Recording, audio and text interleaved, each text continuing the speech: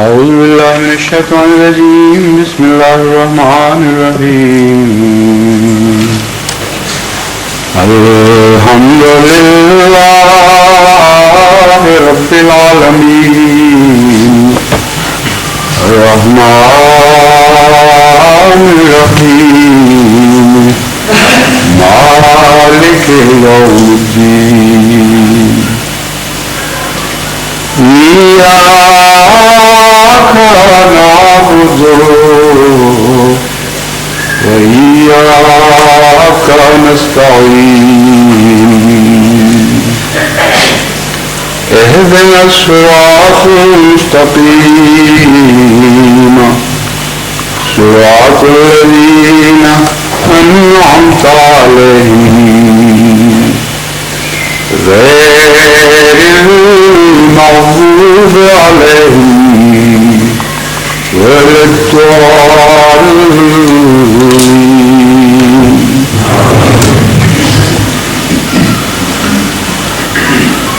For the last few sessions, we have been endeavoring to comprehend the institution of prophethood as described in the Holy Quran, and to understand in depth the functions and purposes of this noblest of institutions. As we perceive prophethood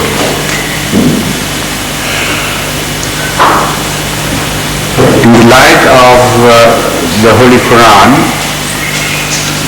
we begin to love this institution. It's so charming, so wonderful, so heavenly beautiful. Nothing could be better than the favor of Allah which is shown to human beings in the form of prophethood. This is the highest, noblest office. And one's heart begins to leap out towards those ages when the prophets came. One yearns to belong to such an age. One yearns to be able to see prophets, to touch them, to speak to them, to listen to them, to be blessed by them, to understand them as they appear, to help them in spreading their message and so on and so forth, and to share those sorrows and those sufferings which is the lot of every prophet, and to share the glory as well which is attached to the office of prophethood.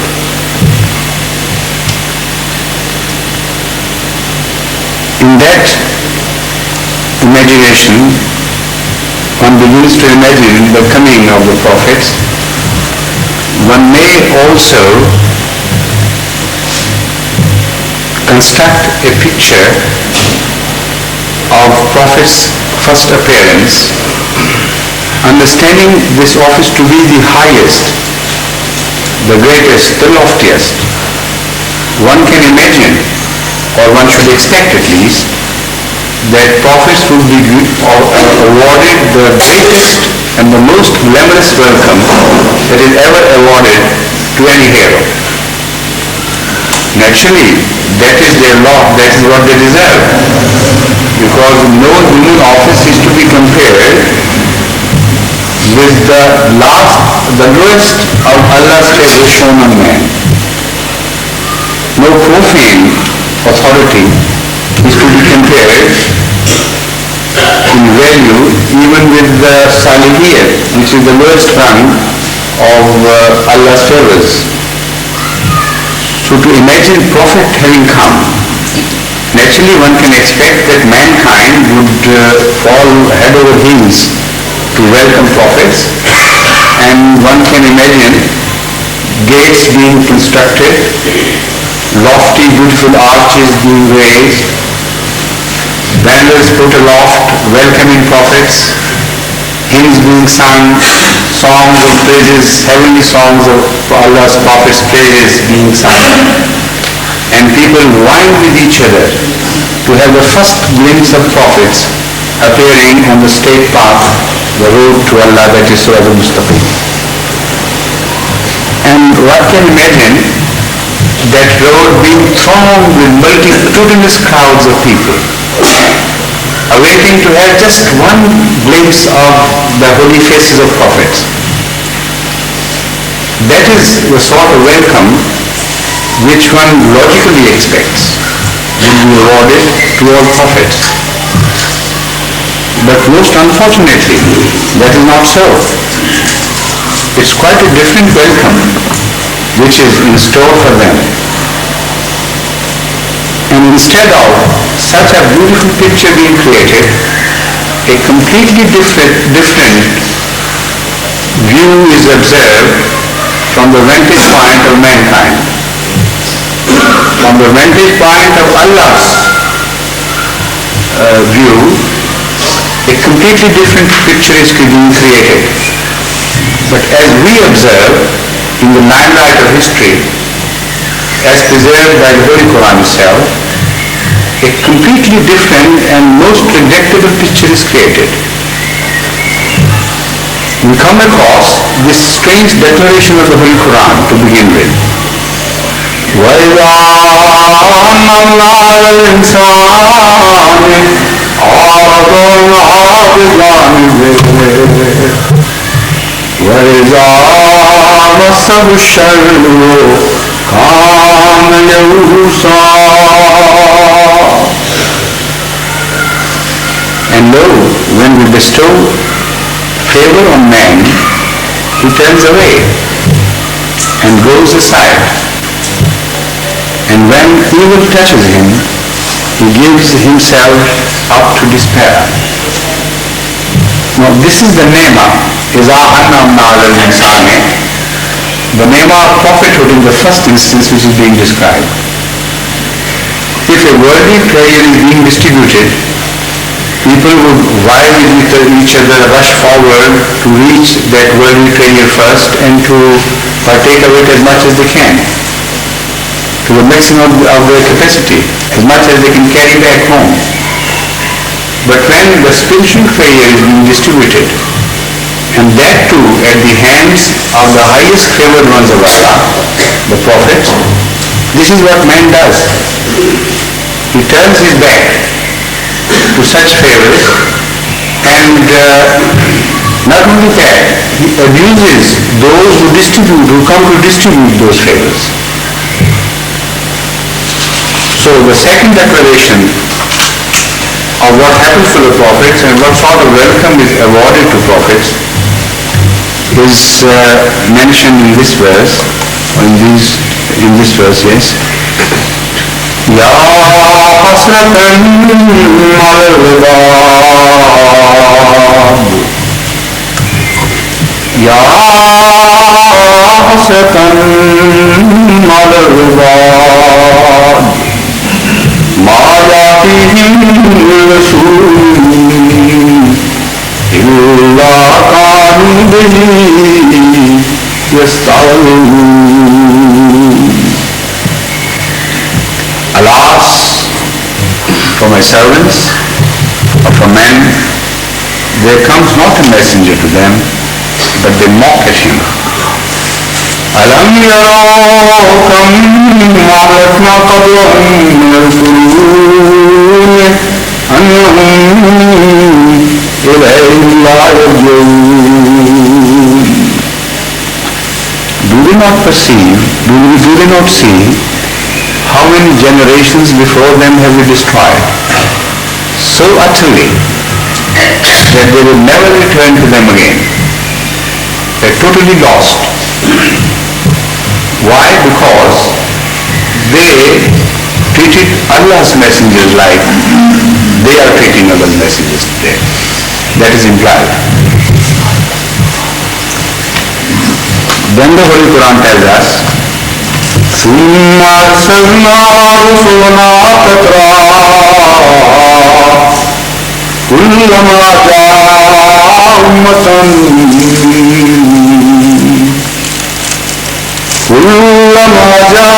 أُمَّةً رَسُولُهَا كَذَّبُوهُ فَأَتْبَعْنَا بَعْضَهُمْ بَعْضًا وَجَعَلْنَاهُمْ أَحَادِيثَ وَبُعْدًا لِقَوْمٍ لَا يُؤْمِنُونَ. Then we sent processions of prophets, prophet after prophet. But lo, with each prophet they behaved in the same manner. كُلَّمَا جَاءَهُمْ رَسُولُهَا. Whenever a prophet came to the people to whom he was sent to address, كَذَّبُوهُ. They rejected him and declared him to be a false man. فَأَتْبَعْنَا بَعْضَهُمْ عَلَى بَعْضَهُمْ بَعْضًا وَجَعَلْنَاهُمْ أَحَادِيثَ. And we also treated such people in the same manner as we always do. One after the other, we wipe them out from the face of earth. Wipe them off from the face of earth. وَجَعَلْنَاهُمْ أَحَادِيثَ, and made them tales, turned them into tales. فَبُعْدًا لِقَوْمٍ لَا يُؤْمِنُونَ. Woe to such people, curse to those who do not believe. So we do not see any grand welcome of prophets at the hands of the people to whom they are sent in the manner that the worldly heroes are awarded welcomes. Instead of garlanding them with beautiful flowers, they are garlanded with shoes. Instead of showering petals of flowers upon them, they shower them with stones and abuses, and hurl the most filthy abuses against them, and use the most foul language against them. Instead of erecting beautiful arches and creating gates, they erect barriers and create barricades against the prophets. And they belong to different types. Different types of barriers are created so that somehow or the other the passage of prophets is obstructed. So imagine a prophet appearing alone by himself on the wide path of Sirat al-Mustaqim, the straight road that leads to Allah. He's just by himself alone. And the whole world is standing opposite to him, not following him, opposing him, trying to obstruct his passage. The methods they use have all been preserved in the Holy Quran. This is how the Nema is revealed to mankind, and this is how mankind treats Allah's Nema, Allah's favors. Sentimental barriers are created. Mythical barriers are created.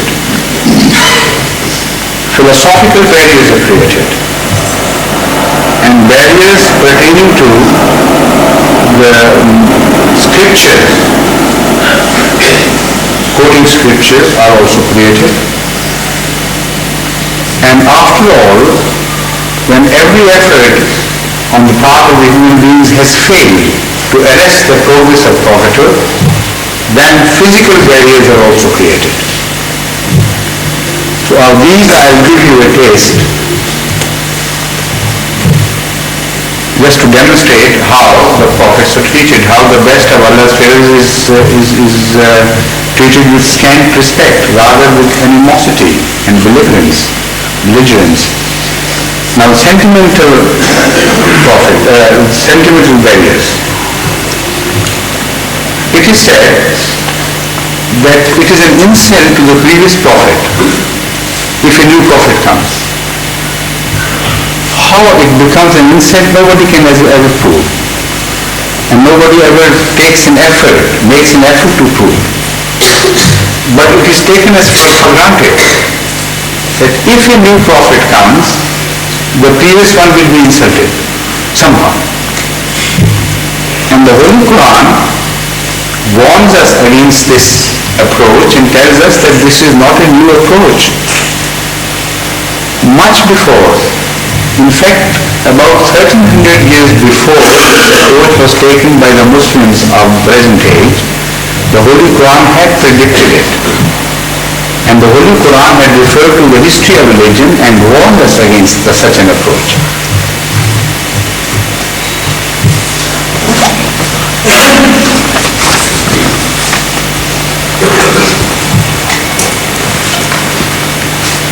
First of all, we read a reference of this in Surah Al-Mu'min, verse 35. It reads, وَلَقَدْ جَاءَكُمْ يُوسُفُ مِنْ قَبْلُ بِالْبَيِّنَاتِ فَمَا زِلْتُمْ فِي شَكٍّ مِّمَّا جَاءَكُمْ بِهِ حَتَّى إِذَا هَلَكَ قُلْتُمْ لَنْ يَبْعَثَ اللَّهُ مِنْ بَعْدِهِ رَسُولًا كَذَلِكَ يُضِلُّ اللَّهُ مَنْ هُوَ مُسْرِفٌ مُرْتَابٌ. Verily, Joseph came to you with clear signs and proofs of his truth. فَمَا زِلْتُمْ فِي شَكٍّ مِّمَّا جَاءَكُمْ بِهِ, but you remain in doubt concerning that which he brought to you. حَتَّى إِذَا هَلَكَ, until when he died. As long as he lived, you opposed him. But when he died, you took a completely different stance. You made a volte-face and started saying, لَنْ يَبْعَثَ اللَّهُ مِنْ بَعْدِهِ رَسُولًا. He was a Rasul, he was a prophet, all right, but after him no prophet will ever be raised by Allah. كَذَلِكَ يُضِلُّ اللَّهُ مَن يَشَاءُ. This is how Allah declares a people misguided.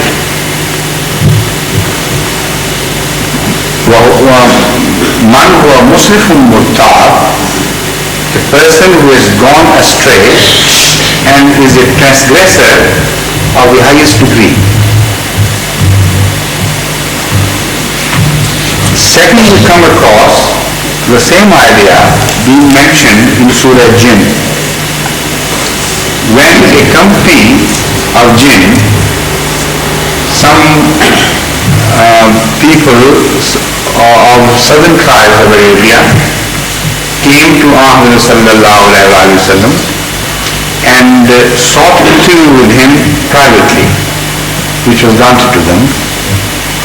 According to the Holy Quran, when having accepted Muhammad sallallahu alaihi wasallam and got initiated into Islam at his hands, they were leaving.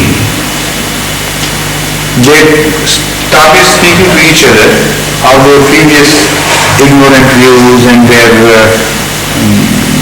wrong notions they used to hold about things. Describing that, the Holy Quran tells us,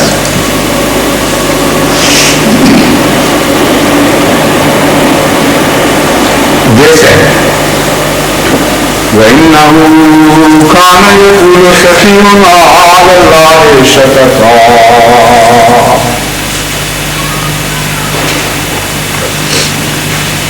وَإِنَّا ظَنَنَّا لَنْ يَقُولَ الْإِنسُ وَالْجِنُّ عَلَى اللَّهِ كَذِبًا أَلَمْ تَقُولَ الْإِنسُ وَالْجِنُّ عَلَى اللَّهِ كَذِبًا وَأَنَّهُ كَانَ رِجَالٌ مِّنَ الْإِنسِ يَعُوذُونَ بِرِجَالٍ مِّنَ الْجِنِّ فَزَادُوهُمْ رَهَقًا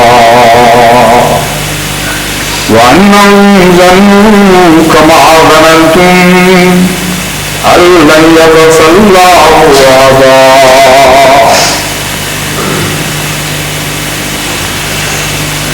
One verse I want to repeat again, because instead of reading a Zair, I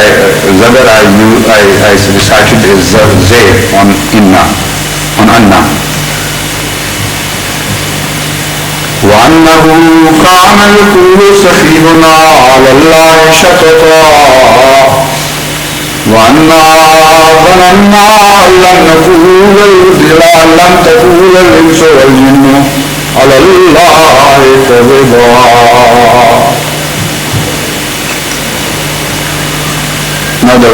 which I want to point out particularly to you is the last verse, which says, وَأَنَّهُمْ ظَنُّوا كَمَا ظَنَنْتُمْ أَنْ لَنْ يَبْعَثَ اللَّهُ أَحَدًا.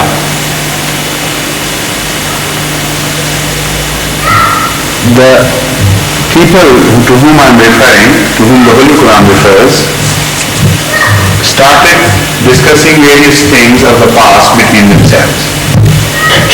And they discussed them in this tone that how stupid they were, how misled they were. They used to think these stupid things. This is the tone of their discussion.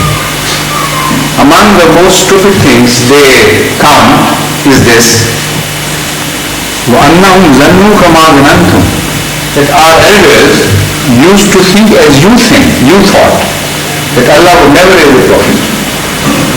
And there he is, before our eyes, the one who has just accepted. So how stupid people are, that they are talking of their forefathers, that our forefathers used to be so stupid and ignorant that they also had a belief and misnotion that Allah would never raise a prophet like you, the people of this age have started believing in this. So this is one of the barriers created in the path of the prophets, and an excuse is invented to reject them. Now this is all sentimental. There is absolutely no solid reason behind this view. Why should not Allah send another prophet, even if so required? Now to justify this view and to turn this sentiment into a sort of reason, the present day ulama have elaborated this view. They say that it is insulting to the Holy Prophet to think of another one who would share the glory of prophethood along with him. Now this is a very strange justification for this erroneous view, because if a prophet,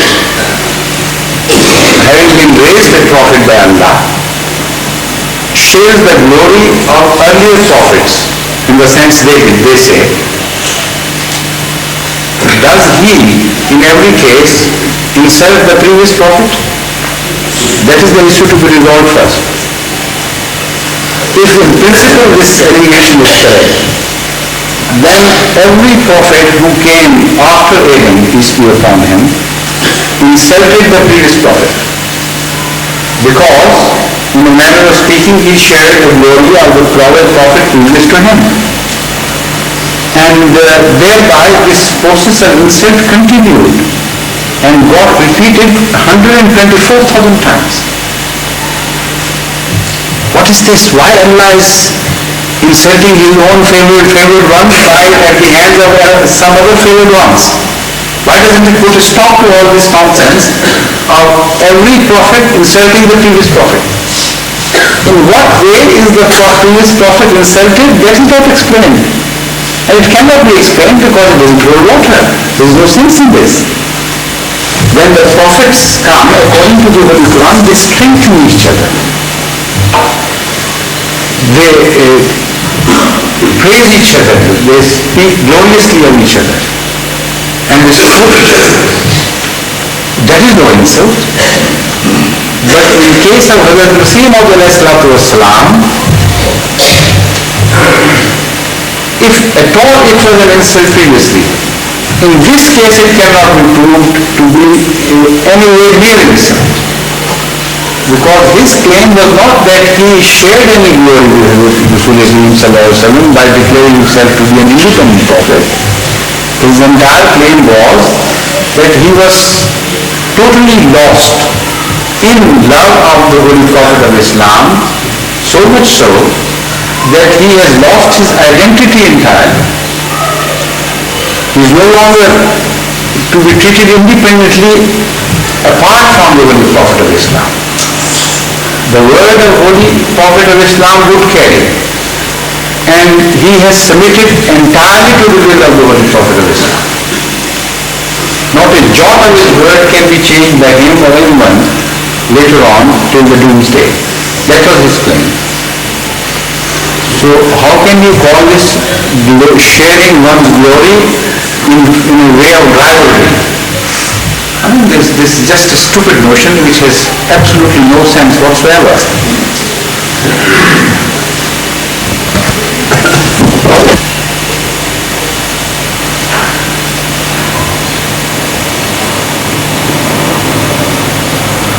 Again they say, by quoting certain stupid, childish examples, that if a mother has another father, how would you like as children of that mother?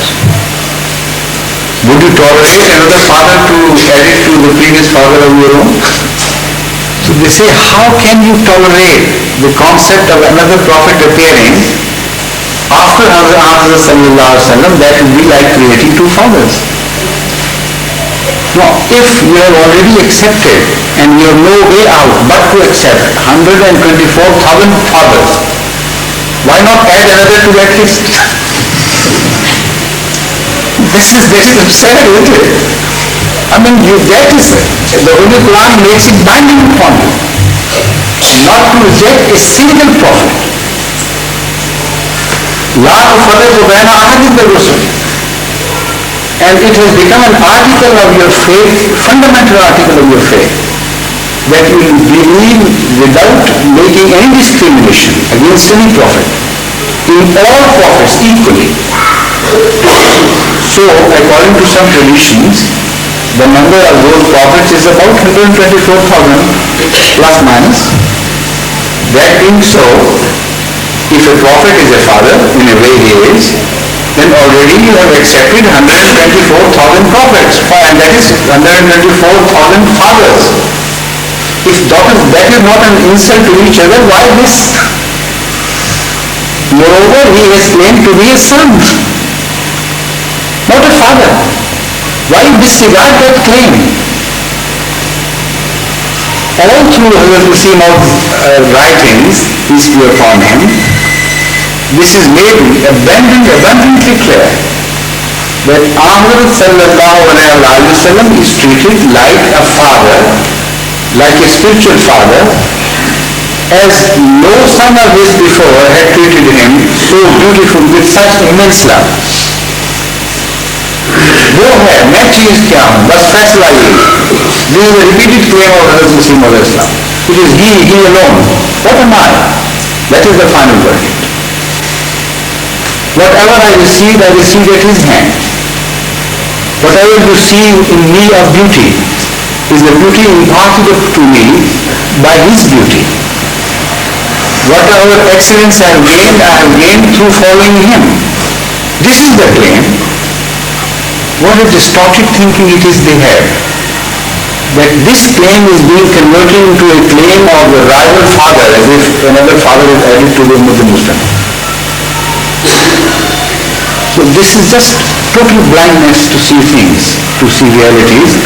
In fact, they have decided to go wrong, and nobody can put such people right who have decided themselves to go wrong. They insult Ahmad Sallallahu Alaihi Wasallam by posing that Hazrat Masih Maud Islam claimed to be a rival to him like a father, added to another father. This is their corrupt way of thinking, and we do not share, we reject totally this way of thinking. But they must sentimentalize because there are no arguments with them. Now, Khatm al-Nubuwwat, in this sense, has been it's not a new idea at all to mankind. In different forms, it has always existed. Right from the inception of the first prophet on earth, the concept of Khatm al-Nubuwwat as held by the opponents of Ahmadiyya, that concept, not the real concept, is the most ancient concept in the history of religion. But it has taken different forms and different shapes, and it has appeared in different guises. As far as the clear-cut obstruction to the passage of prophet is concerned, I have already quoted a verse from the Holy Quran, that this view is also an ancient view, that no prophet will ever be raised after some prophets. But apart from that, mythical barriers are created in the way of acceptance of prophets. Those mythical barriers create the same result, but in a different way. When a prophet comes, his status is raised to that of a superman, or sometimes to the status of a god, to a son of God, to a brother of God, to some other close relative of God, with all the attributes of gods which it is impossible to appear in human beings. So, in reality what is happening is, a barrier is created in the way of accepting the future prophet. It tantamounts to that and to nothing more.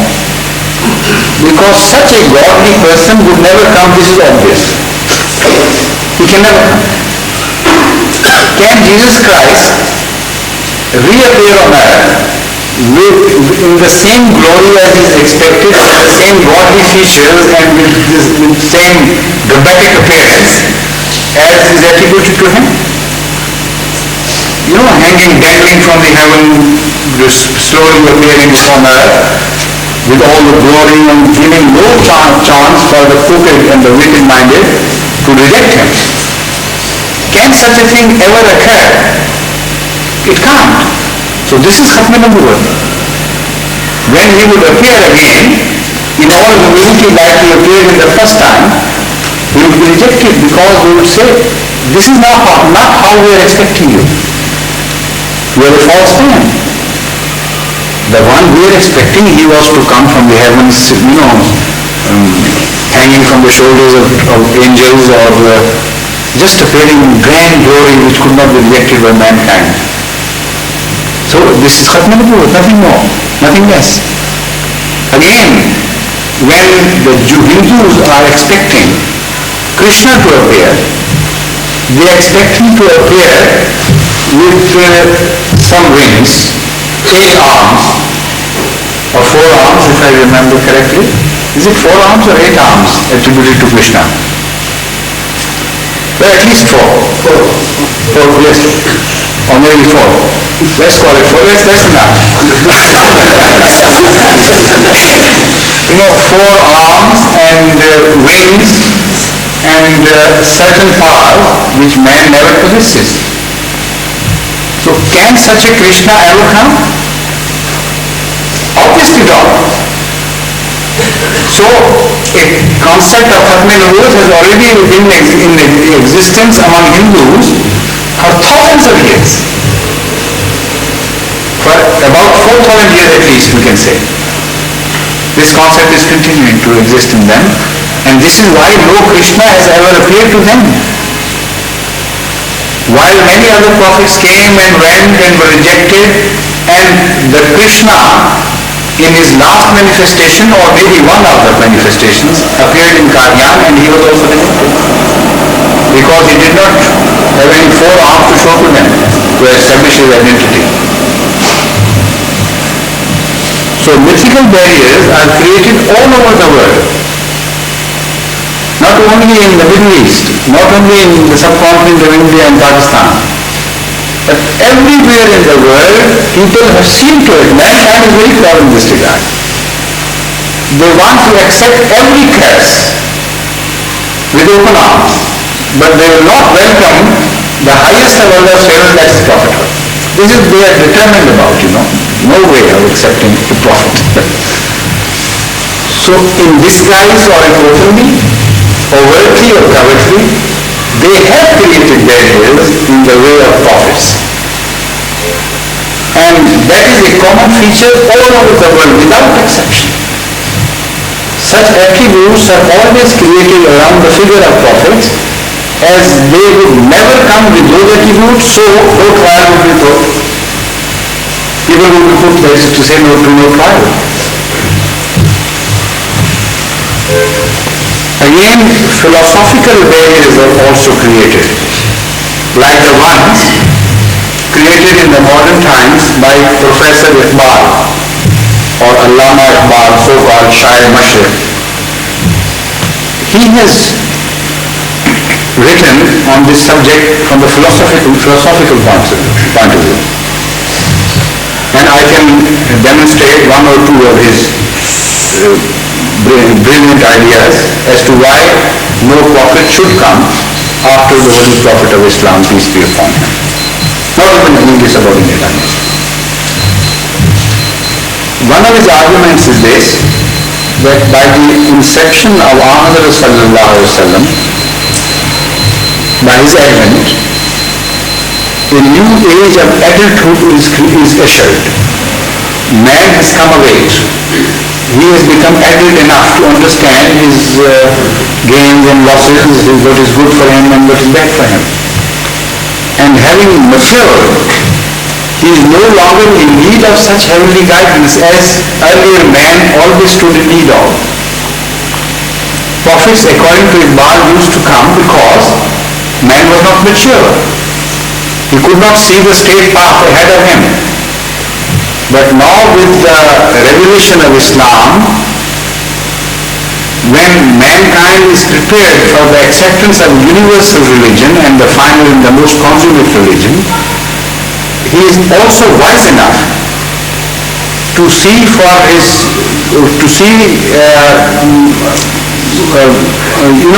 choose between good and evil, and to see the darkness from the light and light from the darkness. That sort of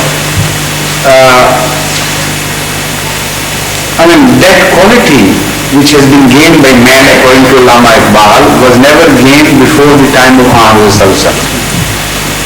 So, no need of any other prophet. Now, if you examine this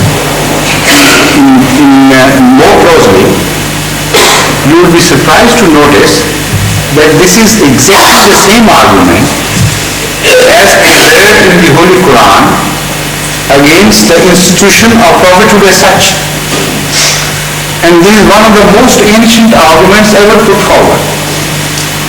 People have been raising this argument against every prophet before, telling them, who are you to guide us? We can guide ourselves. We know what is good for us and what is bad for us. What authority have you got to tell us this is good and that is bad? Even Shuaib was told this. You come today and begin to tell us what is right for us and what is wrong for us, how we should spend our money and how we should not spend, how we should earn our money and how we should not earn. So what are you? Just ordinary small people who have not even a good following, only the worst among us follow you. And you have come to guide us, imagine. So man has ever been of age. Man has ever been behaving like adults. And this is what Iqbal has totally missed to notice, that man is progressing forward and at every cross-section, the man which is found in time is the most advanced. We are advanced, of course, relative to the previous times. But the man of tomorrow will be far more advanced than we are, and he would be looking back at us as not adults, and he would assume himself to be the adult man who has come of age, who is mature. Some scientists project into future and have suggested that possibly in the next few hundred years the science could have achieved such deeper knowledge of things, of the nature of things, that the man of that age would look back at us as we are looking back at a man of 5,000 years ago. Because the speed of progress is hastening up, it is accelerating. So the man who has left behind 5,000 years, in 5,000 years, it would not be required for the future man to leave us 5,000 years behind in 5,000 years. He can leave behind 5,000 years in only 100 years. That is the sort of logic he has created. And although it is intricate for common man to understand, but this is correct. The things are speeding up so fast, so rapidly, that the time scale is changed. Man of yesteryear in reality can be left hundreds of years behind, judging from the time scale of the previous days, of the previous ages. So what is this talk of maturity of man? Man of every age has considered himself to be mature enough to see his right from wrong. And that has always been his attitude towards prophets and godly lights. Secondly, when Iqbal says that, it is not Iqbal, it is Nietzsche who is speaking in him. Nietzsche was a German philosopher by whom Iqbal was most deeply impressed. And he creates a man of his own in the name of Mother Woman, as was created by Nietzsche in the name of Mother Sabra. And the features are almost the same features. Now Nietzsche has raised this argument against the existence of God. He says a sort of God was required by previous people because they were not mature enough. Some higher authority was sought to give them direction, and so the concept of a super being was created by mankind to guide the people of ignorant ages. Now we have come of age, says Nietzsche. Now we can see right from the wrong. So no God is required. So not only the institution of prophethood, but also the institution of Godhood go overboard with the same argument.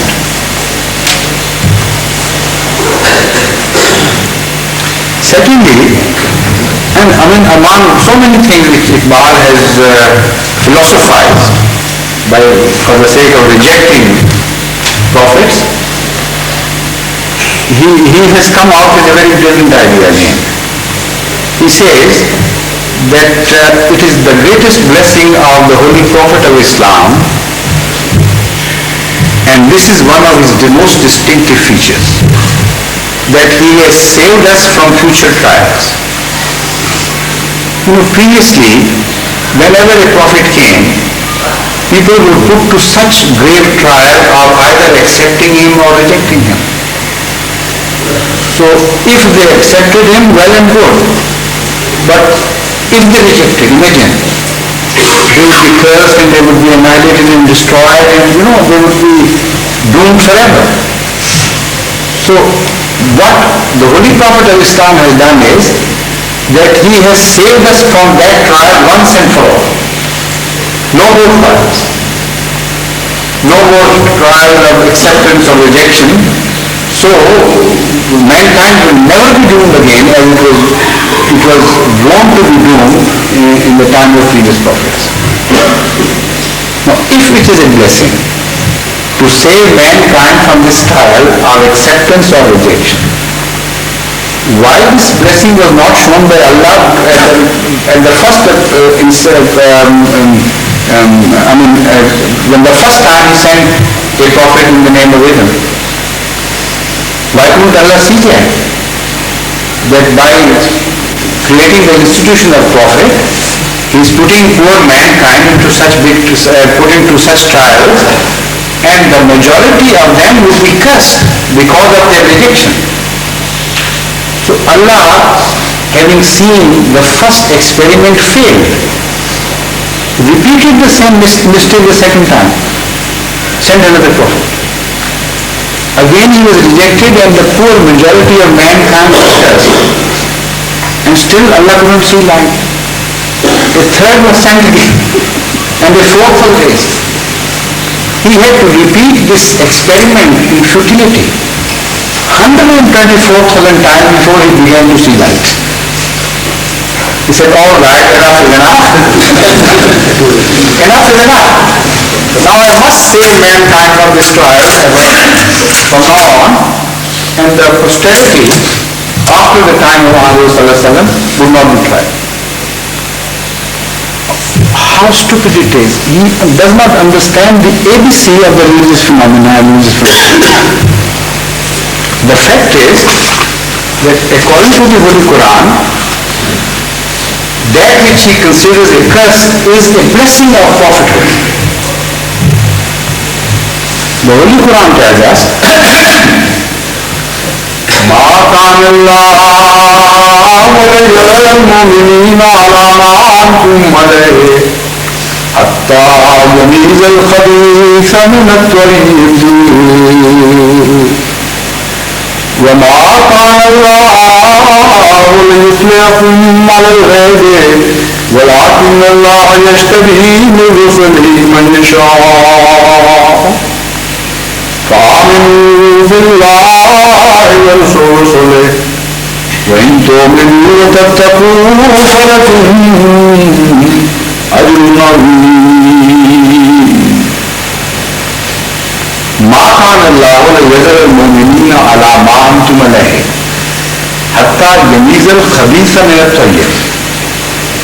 Allah would not let the believers be alone until He separates the wicked from the good. This trial continues even after people have accepted Muhammad sallallahu alaihi wasallam. This is what it is to understand. The fact is that the first trial of coming of the Prophet is not a trial in that sense. It is a sifting, a process of sifting, right from the wrong. And if filth is mixed with goodness, with purity, and somebody begins to separate the filth, can any sane man object against it by telling him, look here, can't you understand that filth is much more than the purity? When you separate the filth, you'll be rejecting the majority in favor of a very small minority of pure things. So why are you destroying all this? Leave it alone. Let the filth remain mixed up with the goodness, with the purity. Is that the right attitude? Of course it is wrong. What the prophets do is not that they bring the curse. They separate the curse from the blessing. This is what they do. This process is declared as a process of sifting by the Holy Quran repeatedly, not only in this verse but in other verses too. In other verses which I quoted earlier, the prophets are said to sift the right from the wrong. When they come, by the trial of acceptance or rejection, those people who are right-minded, only they accept them. That is to say that the age was already cursed. People, a curse was not brought by the prophets upon the people, but people were already in a state of cursedness. They were in a rotten state, in a corrupt state. And it was a blessing of Allah that from among them some were saved. This is the process, the correct process as described by the Holy Quran, not as a passive. He sees it completely distorted way from the opposite side. He inverts it into completely a different picture altogether. So let me make it clear. When the prophets come, as Iqbal would have us believe, it is not that because people are put to a trial and because some reject him, so they are cursed. It is not so at all. The fact is, ظَهَرَ الْفَسَادُ فِي الْبَرِّ وَالْبَحْرِ. The whole mankind has become corrupt, or does become corrupt before the Prophet's days. So what the Prophet does is, he saves some who can be saved from among them, from ultimate destruction. When the mankind is about to be doomed entirely in totality, then the prophets come to save some of them at least. And when some are saved, a process is started whereby other people start following them and more are saved with the grace of Allah. So if that be a curse, then this curse should be repeated. This should be a most welcome curse. And if that not be a curse, then the curse, if the curse is what it once is, then as I have already said, Allah has been cursing mankind for so long, He must have been so accustomed to it. Why change his ways now? Rather, isn't it rather late in life for Allah to change that age-old custom is?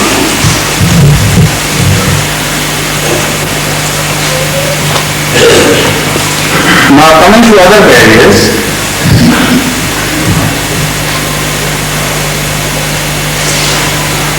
scriptural barriers are also created.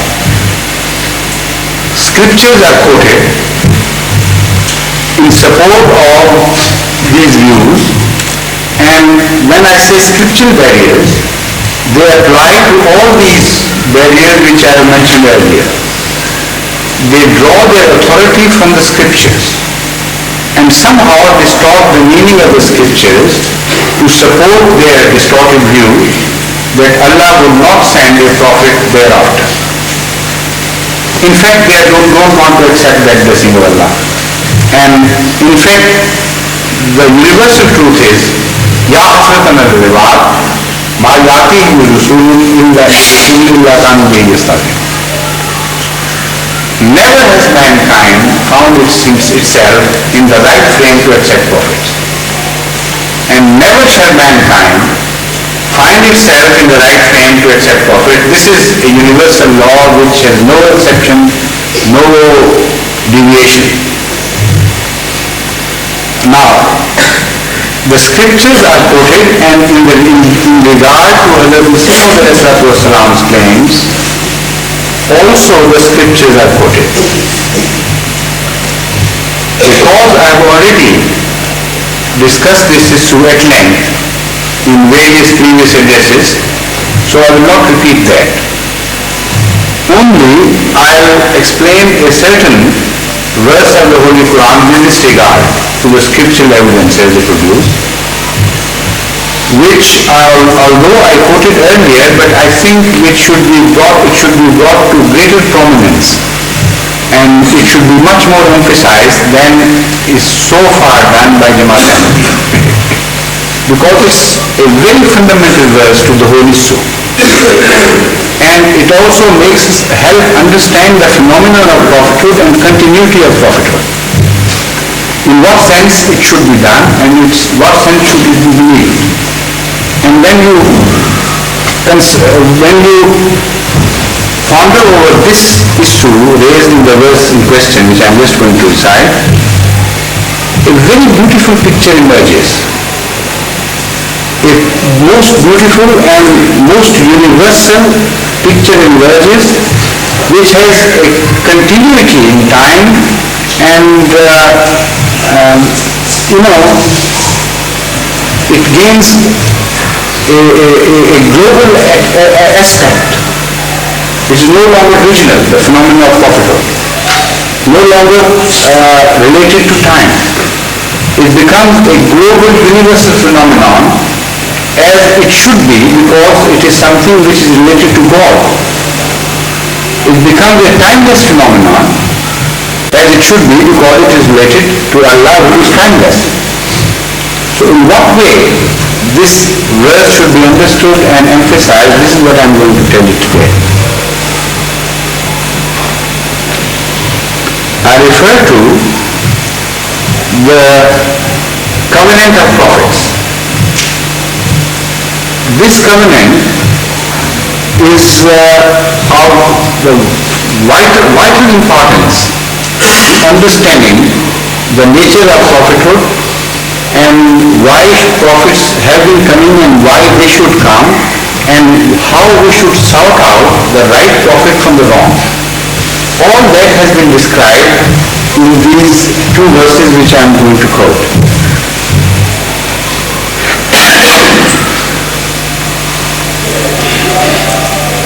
وَإِذْ أَخَذْنَا مِنَ النَّبِيِّينَ مِيثَاقَهُمْ وَمِنْكَ وَمِنْ نُوحٍ وَإِبْرَاهِيمَ وَمُوسَى وَعِيسَى ابْنِ مَرْيَمَ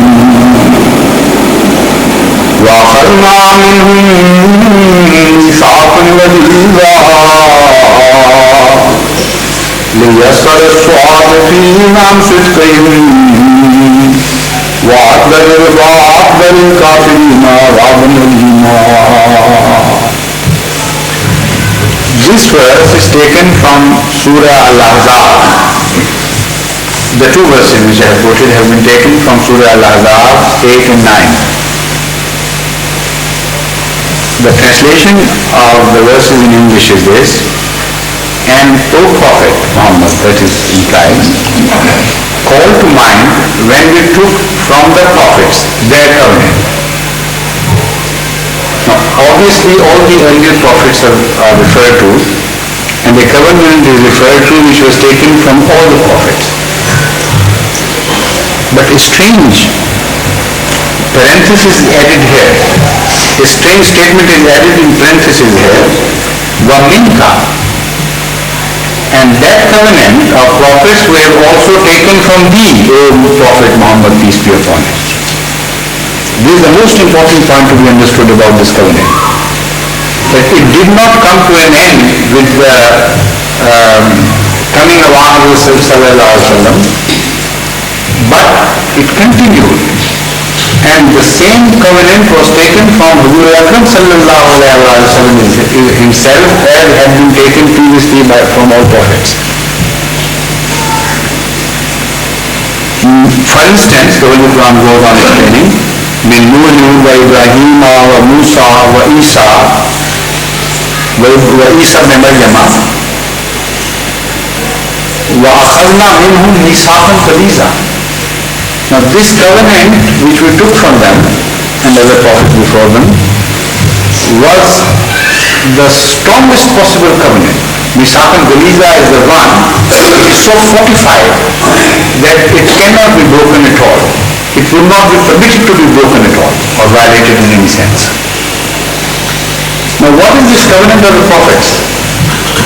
This is to be investigated, because a very important declaration of the Holy Quran of Surah Ahzab, in which we find the ayat Khatam al-Nabiyyin. It must have some relationship with that ayat, because in the verse Khatam al-Nabiyyin a very special status of Rasul sallallahu alaihi wasallam is mentioned, which is not shared by any other prophet before him. So the ulama of today tell us, which meant that the office of prophethood was to come to an end, and he was the last of the prophets in time. Does it really mean this? This is to be decided. And instead of seeking help from other surahs, we turn to this very surah in which the verse Khatam al-Nabiyyin is mentioned. And in this surah, in the beginning, before the verse Khatam al-Nabiyyin is mentioned, we come across this covenant. And Allah tells us that this covenant was taken from Hazrat Muhammad Mustafa sallallahu alaihi wasallam as much as was taken by earlier prophets. So what that covenant means?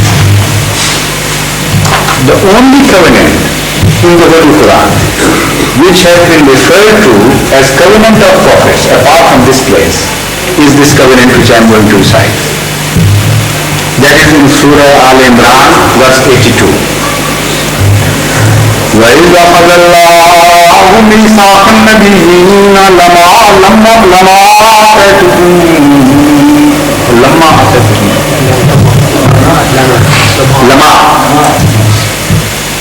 وَإِذْ أَخَذَ اللَّهُ مِيثَاقَ النَّبِيِّينَ لَمَا آتَيْتُكُم مِّن كِتَابٍ وَحِكْمَةٍ ثُمَّ جَاءَكُمْ رَسُولٌ مُّصَدِّقٌ لِّمَا مَعَكُمْ لَتُؤْمِنُنَّ بِهِ وَلَتَنصُرُنَّهُ قَالَ أَأَقْرَرْتُمْ وَأَخَذْتُمْ عَلَىٰ ذَٰلِكُمْ إِصْرِي قالوا أقررنا قال فَاشْهَدُوا وَأَنَا مَعَكُمْ مِنَ الشَّاهِدِينَ. And remember the time when Allah took covenant from prophets, from all the prophets. لَمَا آتَيْتُكُمْ مِنْ كِتَابٍ وَحِكْمَةٍ. Whenever a book is revealed to you and wisdom of God is revealed to you, ثُمَّ جَاءَكُمْ رَسُولٌ, then after that a Sharia has been revealed, a law has been brought. ثُمَّ جَاءَكُمْ رَسُولٌ, then if a prophet comes, مُصَدِّقٌ لِمَا بَيْنَ يَدَيْهِ مَا مَعَكُمْ,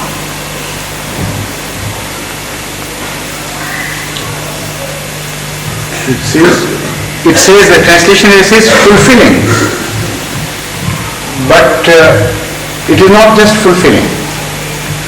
Musaddiqul means who bears testimony to the fact that whatever was possessed by you was right, and he does not reject the truth of the revealed books. That is the meaning of Musaddiq. He testifies to the truth of the books which have been revealed to you and testifies to the truth of your prophets. This is the meaning of Musaddiq. So, if a revelation has been made regarding the law, a book has been revealed, and a wisdom has been expressed therein, after this, if somebody claims to be a prophet, that is the meaning. If somebody says he is a prophet of Allah, if that person who claims to be a prophet supports the earlier scriptures fully, does not oppose them in any way, does not rebel against the previously related to revealed truth, and also bears testimony to the truth of earlier prophets, if that happens, then what is binding upon these prophets? What should they do?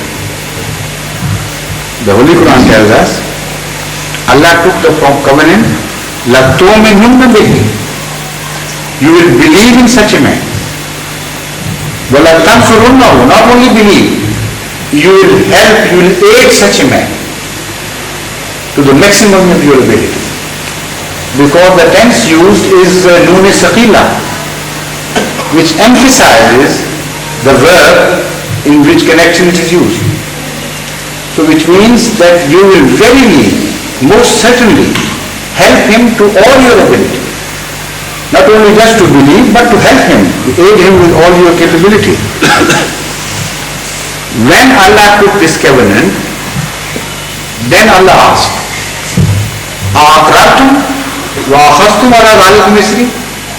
O prophets, have you really come into covenant with me in this regard? Have you agreed upon this? They said, yes, we agree upon it.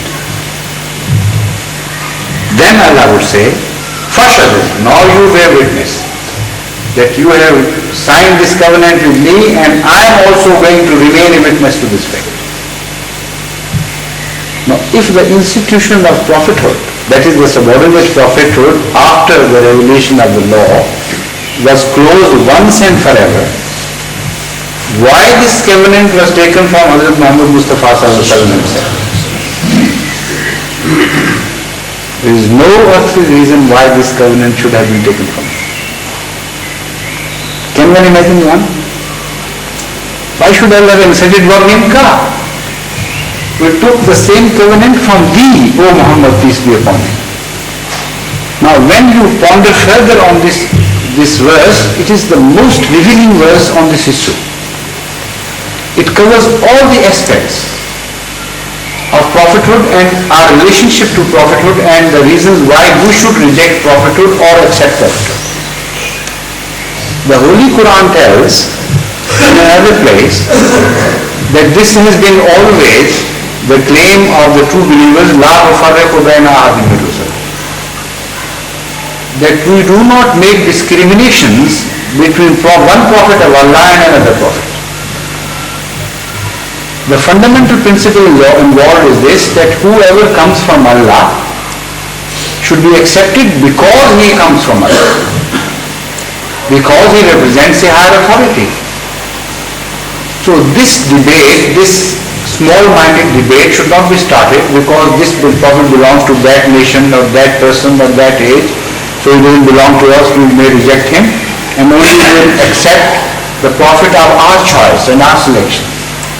This issue is no longer relevant because a higher authority has established his will and manifested it, and after that manifestation, lesser beings on earth are left with no choice of rejection or whatsoever or discrimination.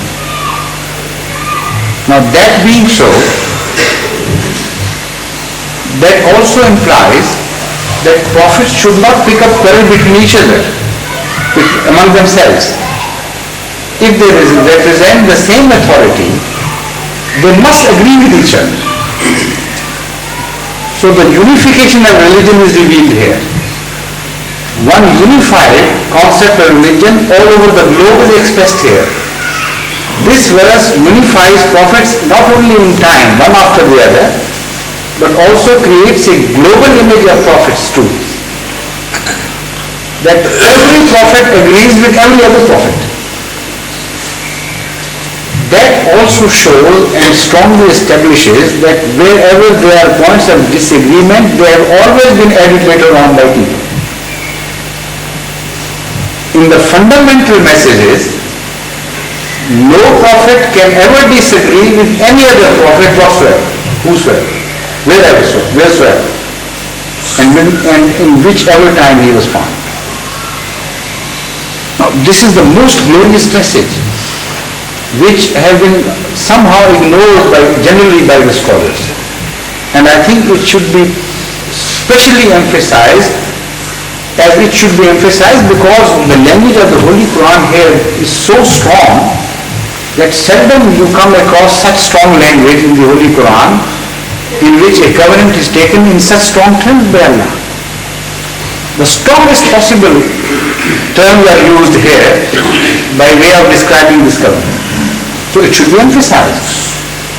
And the emphasis lies in the region of the true understanding of prophethood. Now, a new picture is created to us, not that a message was revealed and it was changed and part of it was nullified in the sense that it was bad or imperfect, and the second prophet who came, he opposed that part. Every other prophet came fully supporting the previous message plus adding new beauties to it. This is Itmam-e-Nema. This is Ikmal-e-Deen, which ultimately got to its most perfect form at the time of our Prophet. And there was no bone of distinction, no bone of contention ever created between any prophet any time in the history of religion. This is the clear message of this book.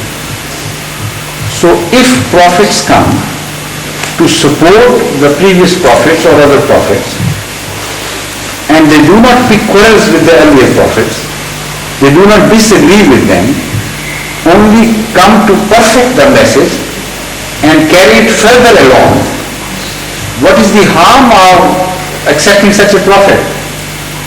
Why to go into the question whether Allah did raise him or not, because you can't determine it anyway. There is no reason why.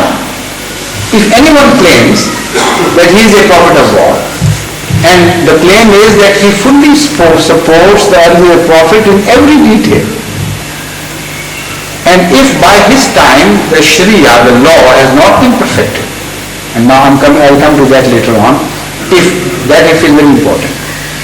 If in his time the law has not yet been perfected, and also he tells them that Allah has shown me some other things in accordance with the teachings already revealed to you, which are good for you. Why should such a man be opposed? Why should such a man be rejected? What harm will he do to you? That is the first issue.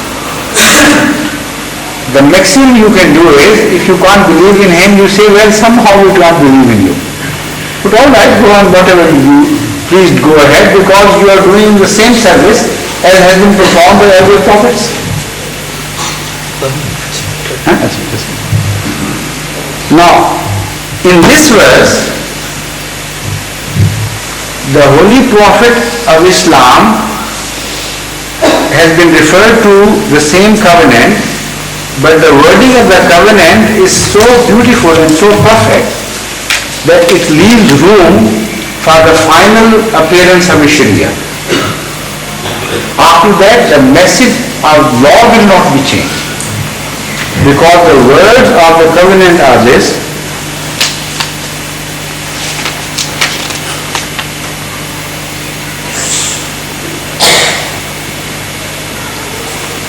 लमा आतैतुकुम मिन किताबिन व हिकमतिन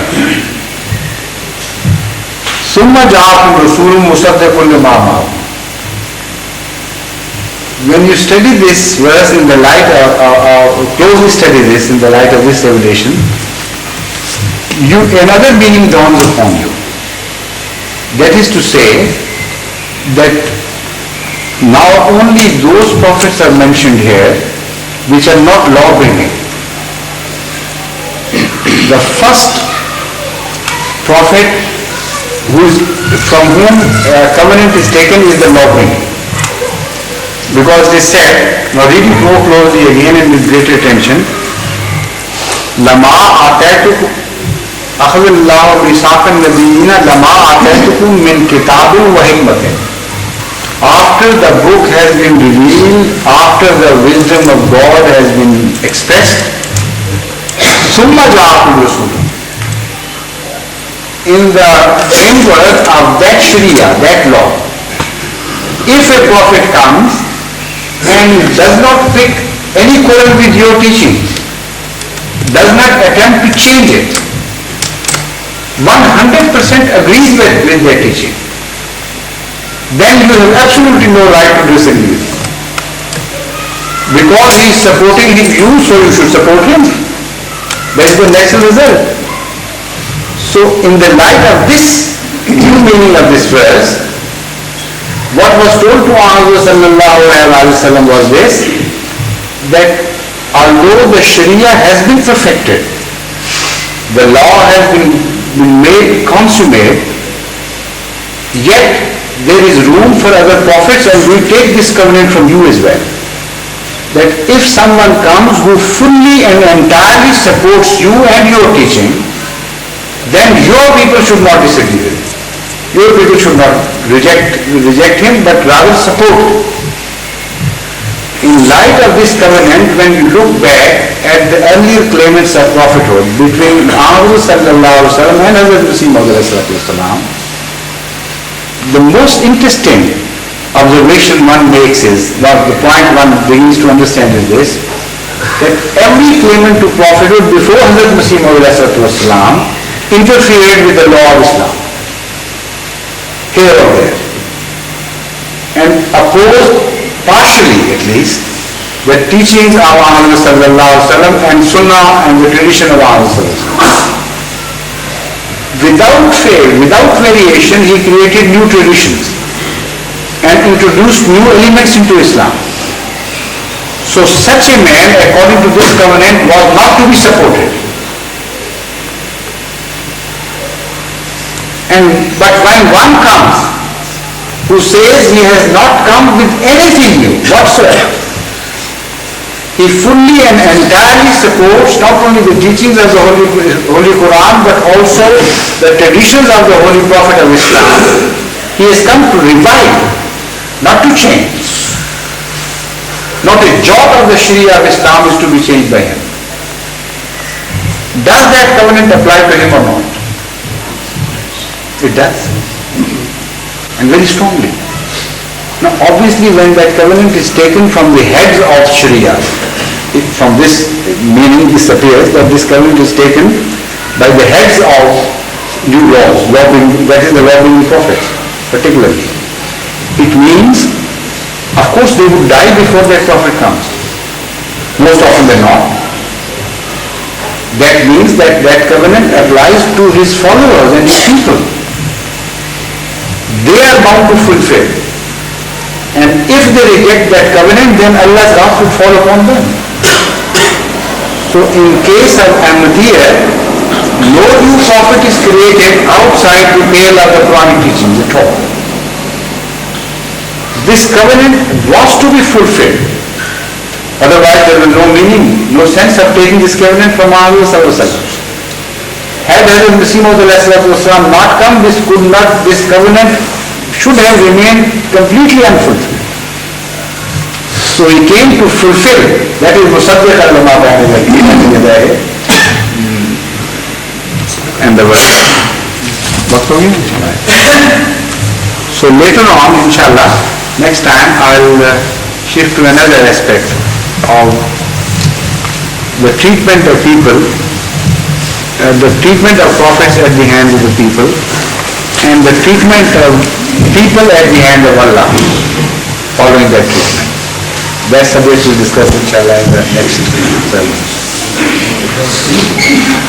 Assalamu alaikum.